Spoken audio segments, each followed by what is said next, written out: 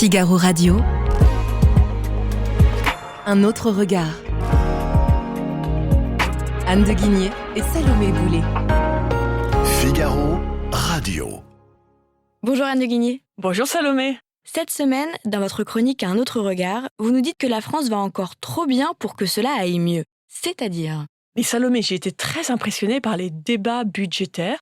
On arrive doucement au bout de ces discussions et à mon sens, aucun sujet important concernant l'économie française n'a été abordé. C'est-à-dire pour moi des sujets de modernisation de l'appareil productif, de meilleure formation des salariés, puis la question du travail, qui aujourd'hui on le sait bien, ne paie pas assez. Donc comment mieux valoriser le travail. Tous ces débats ont été plus ou moins évacués. Tout le monde s'est concentré sur une question intellectuellement intéressante, mais pour moi assez anecdotique, qui est de savoir qui taxer. Donc vraiment tous les débats étaient là-dessus sur les taxes. Et Salomé, je me disais en fait, sans doute que l'économie va encore trop bien, que le pays va encore trop bien pour que les élus aient le courage de regarder en face la réalité de notre délitement et de s'y attaquer.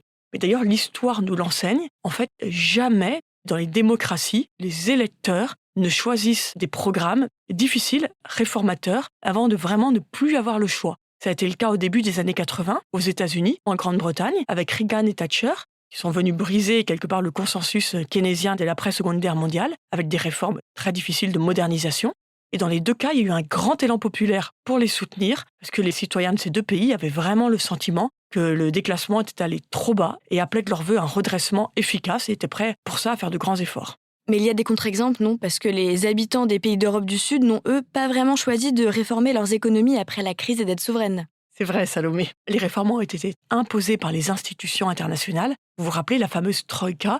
Ces États n'arrivaient plus à se financer, ont demandé des prêts internationaux et en échange de ces aides financières, la Troïka, donc c'était la BCE, Commission européenne et le FMI, ont demandé des réformes et ont exigé des réformes. Donc au départ, il y avait une contrainte externe.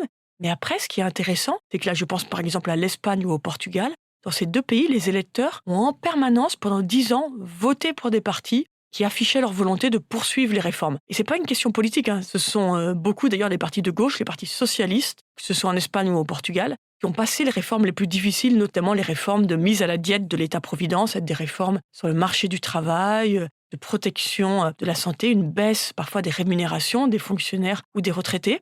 Donc il y a eu quand même une adhésion populaire à cette idée que le délitement était allé trop loin et qu'il fallait maintenant se redresser.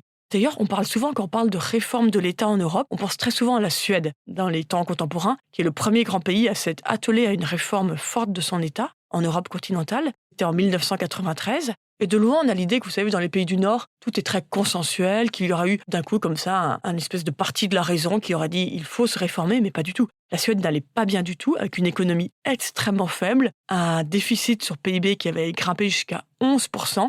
Et là aussi, il n'y avait plus le choix. Donc il y a eu par contre de grandes discussions pour trouver un compromis sur quelle réforme, comment se réformer. Mais c'était exactement le même constat. Le délitement était allé trop loin et tout d'un coup, il y a eu une prise de conscience générale pour dire il faut se réformer.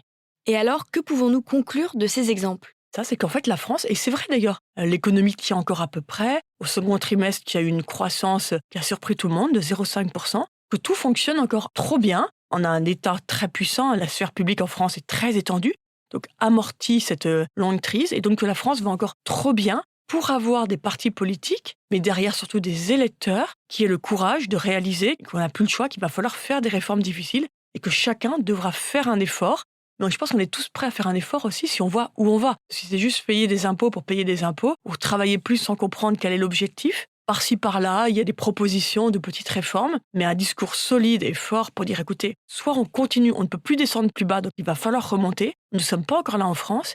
Et ce qui est intéressant, c'est qu'il y a un parallèle tout à fait avec nos voisins, que ce soit en Grande-Bretagne. Je ne sais pas si vous avez suivi les débats budgétaires sur la Grande-Bretagne. Les situations françaises et anglaises et britanniques se ressemblent beaucoup.